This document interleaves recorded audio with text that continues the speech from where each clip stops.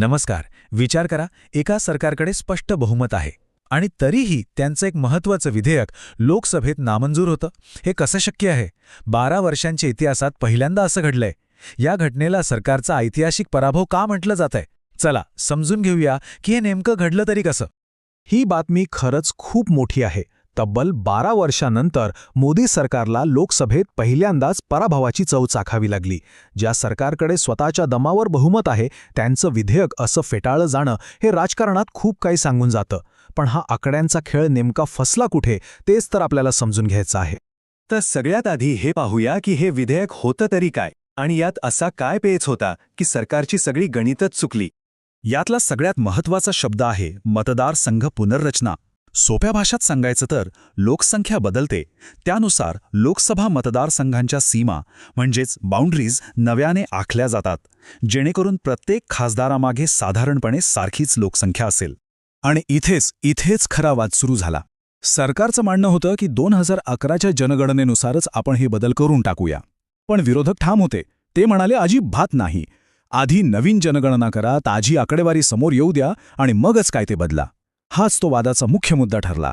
या एका मुद्द्यावरून संसदेत जे काही घडलं ना, 2 दिवस अक्षरशः हाय व्होल्टेज ड्रामा सुरू होता. आरोप प्रत्यारोप, घोषणाबाजी, वातावरण एकदम तापलेलं होतं. विरोधकांनी तर सरकारला धारेवरच धरलं. विरोधी पक्षनेते राहुल गांधी यांनी थेट आरोप केला की सरकारला आपली राजकीय सोय बघायचीय, म्हणून ते मतदारसंघांचा नकाशाच बदलायला निघालेत आणि हे आम्ही अजिबात होऊ देणार नाही.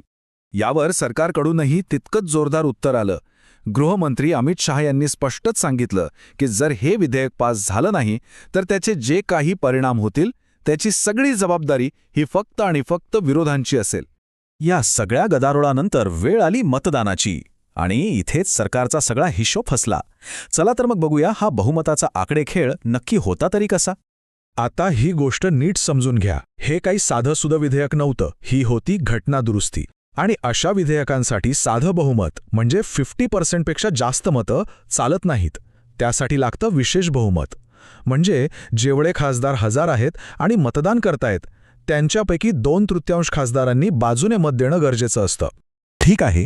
तर मतदानाच्या दिवशी म्हणजे 16 एप्रिल 2026 रोजी लोकसभेत एकूण 528 खासदार हजर होते, ज्यांनी मतदानात भाग घेतला. आता या 528 खासदारांपैकी 2/3 म्हणजे किती? तर आकडा येतो 352. म्हणजेच हे विधेयक पास करण्यासाठी सरकारला कमीत कमी 352 मतांची गरज होती. हा होता तो मॅजिक नंबर. पण जेव्हा निकाल जाहीर झाला तेव्हा चित्र पूर्णपणे पालटलं होतं. सरकारच्या बाजूने मतं पडली होती फक्त 298. हे बघा, गणित अगदी सोपं आहे. हवी होती 352 मतं, मिळाली फक्त 298. विरोधात पडली 230 मतं, म्हणजे सरळ 54 मतांची कमतरता. आणि इतक्या मोठ्या फरकाने सरकारचं हे प्रतिष्ठेचं विधेयक लोकसभेत फेटाळलं गेलं. बरं, विधेयक तर पडलं, पण आता याचे परिणाम काय होणार? याचा देशाच्या राजकारणावर आणि धोरणांवर काय परिणाम होईल हे पाहणं महत्त्वाचं आहे. या निकालाचे 3 थेट परिणाम आहेत. 1. महिलांना जे 33% आरक्षण मिळणार होतं ते आता 2029च्या निवडणुकीत लागू होणार नाही, कारण ते याच पुनर्रचनेवर अवलंबून होतं. 2. लोकसभेच्या जागा 543 आहेत, त्या तेवढ्याच राहतील. आणि 3. हा विरोधकांचा एक मोठा नैतिक आणि राजकीय विजय मानला जातोय, विशेषतः दक्षिणेकडच्या राज्यांचा. हा विजय विरोधकांसाठी किती महत्त्वाचा आहे हे तामिळनाडूचे मुख्यमंत्री के स्टॅलिन यांच्या प्रतिक्रियेवरून स्पष्ट होतं. त्यांनी या निकालाला थेट अहंकाराचा पराभव असं म्हटलं आहे. यातूनच विरोधकांचा वाढलेला आत्मविश्वास दिसून येतोय. आता नेहमीप्रमाणे या घटनेकडे पाहण्याचे 2 वेगवेगळे दृष्टिकोन आहेत. सरकार म्हणतंय की हा विरोधकांचा विकासविरोधी चेहरा आहे, तर दुसरीकडे विरोधक याला लोकशाहीचा विजय म्हणून साजरा करत आहेत. पण ह्या सगळ्या राजकारणाच्या पलीकडे एक महत्त्वाचा प्रश्न उरतोच. देशाची ताजी लोकसंख्या किती आहे हे न मोजता जुन्याच आकडेवारीवर मतदारसंघांच्या सीमा बदलणं हे खरंच योग्य होतं का? यावर विचार करायलाच हवा.